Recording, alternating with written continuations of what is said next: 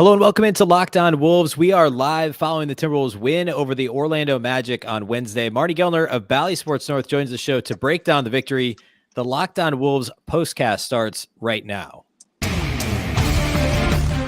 You are Locked On Wolves POSTCAST, part of Locked On Sports Minnesota. Your team every day.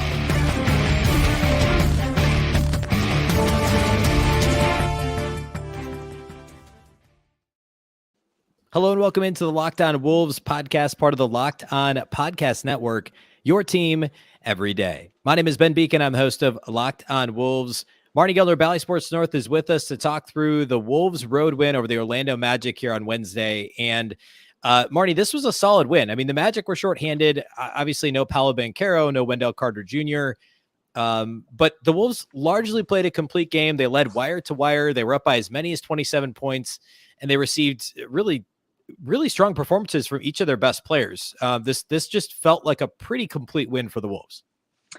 Yeah, and I think that's significant only because for whatever reason, this Wolves team can start to feel pretty good about itself for not doing a whole lot, like just winning a game and then kind of getting, I don't know if it's getting bored with that. I shouldn't use that term. That's my interpretation of it. Maybe just overlooking someone like an Orlando on a Wednesday night. So the fact that the Wolves came out with as much jump as they did, the fact that Anthony Edwards was as engaged as he was, especially to start this game, I think that all of that was significant, that the Wolves just kind of came out and dominated a team that they could have overlooked in the past and did not overlook tonight.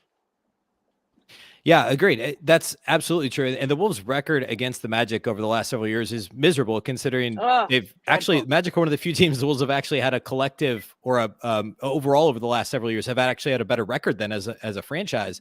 So it did kind of feel like one of those that that could be looking past the Magic, but obviously that wasn't the case here. And I mean, my biggest takeaway, obviously, Anthony Edwards was fantastic early. He had 19 in the first quarter.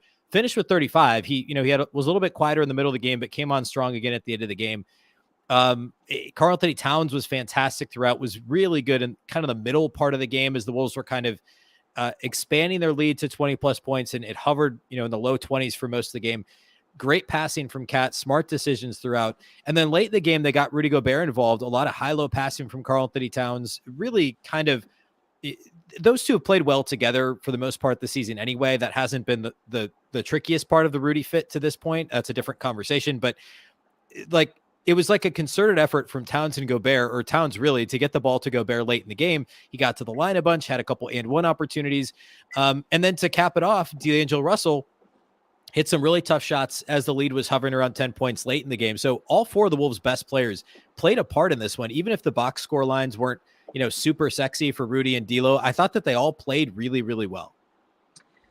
And at different times, each one of them kind of controlled the game. And I thought D'Angelo's was particularly important because when the fourth quarter started, D'Lo had 2 points. Yep. And when the game ended, he had 11 points.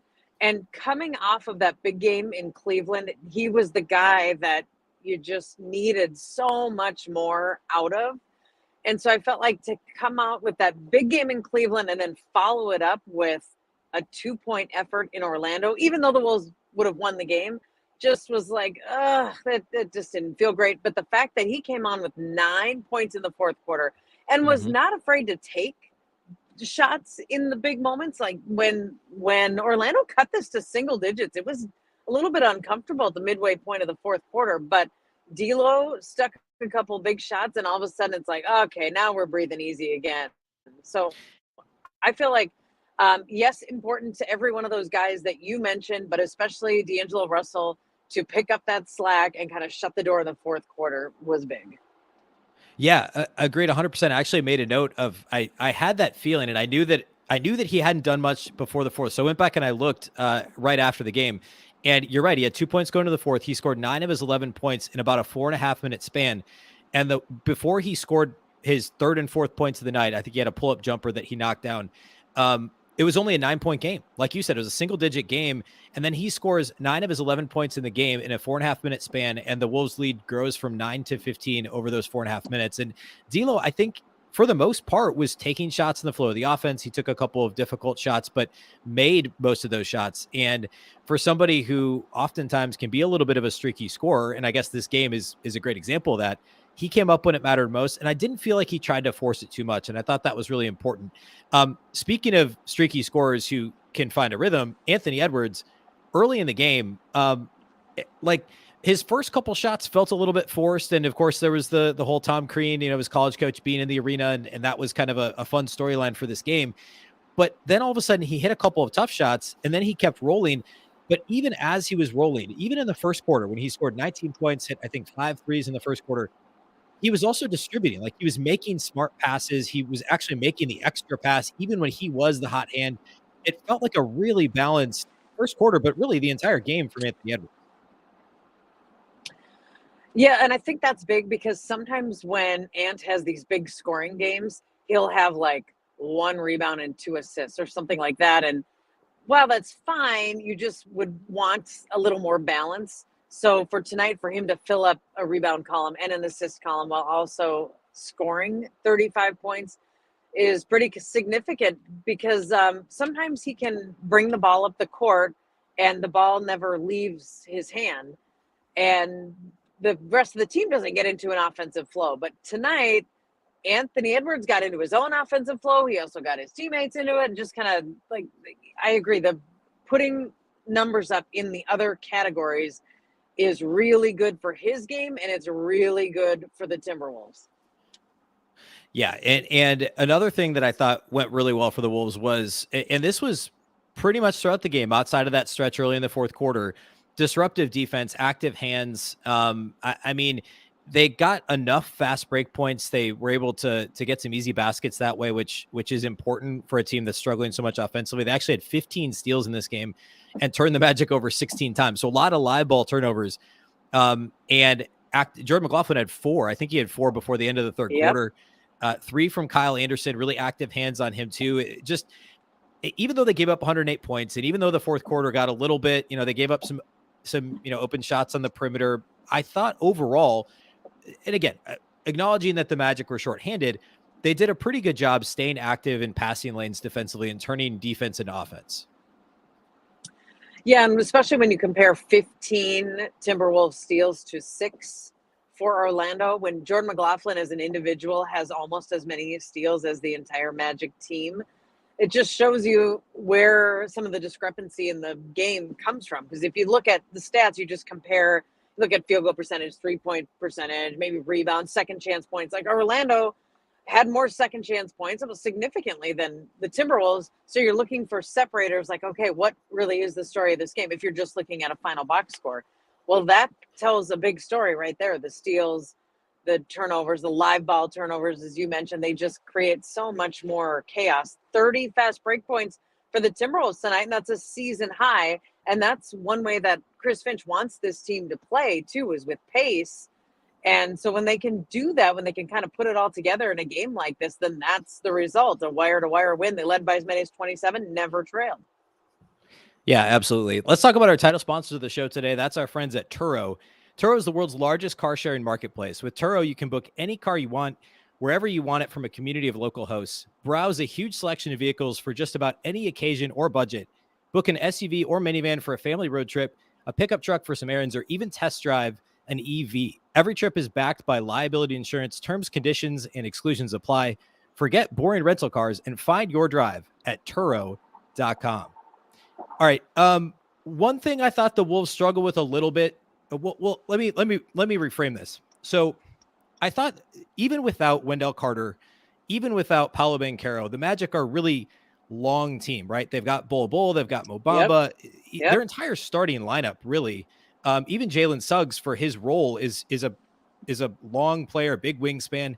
And I thought the Wolves dealt with that length okay. They finally kind of met their match in the paint. I think the Wolves were only a +2 in the paint, which is typically they're beating teams pretty handily in the paint.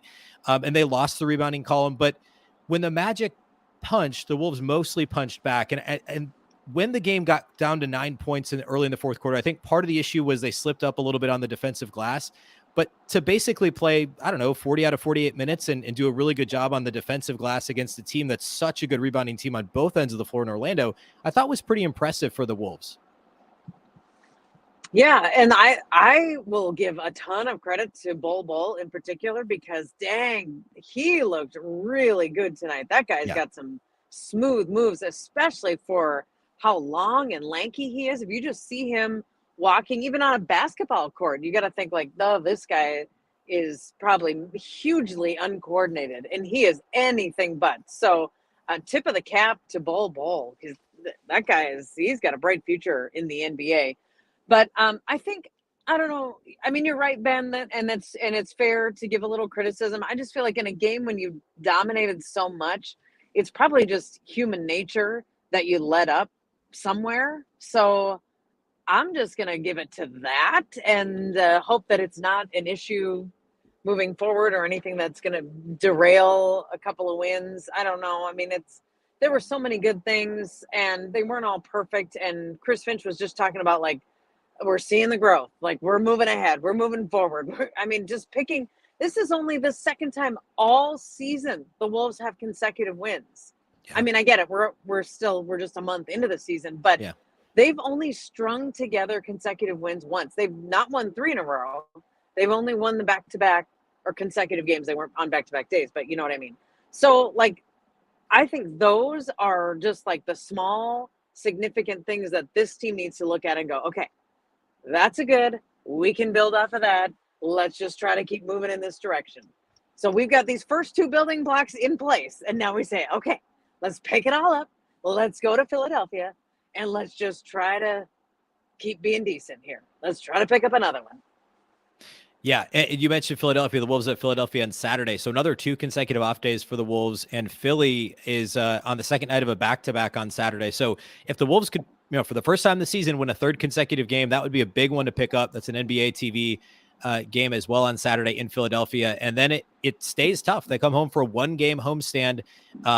Overall, this is a stretch of 6 of 7 on the road, but they play Miami on Monday night. Now, Miami's not playing quite to their standards at this point in the season, but it's still the Miami Heat. So be huge if the Wolves could pull back to 500 with a win in Philadelphia on Saturday, headed into that game against the Heat Monday. All right. We go live after every single Timberwolves game on the Locked On Sports Minnesota YouTube channel. And you can also listen to this after the fact on all the Locked On Wolves audio platforms. Make sure to tune in, subscribe to the channel, tune in on Saturday night following Wolves Sixers. And otherwise, that's all we have for you today. Listen to the Locked On Wolves podcast tomorrow morning. We'll talk all things this game and look ahead to the weekend as well. Thanks for listening, and we'll catch you next time.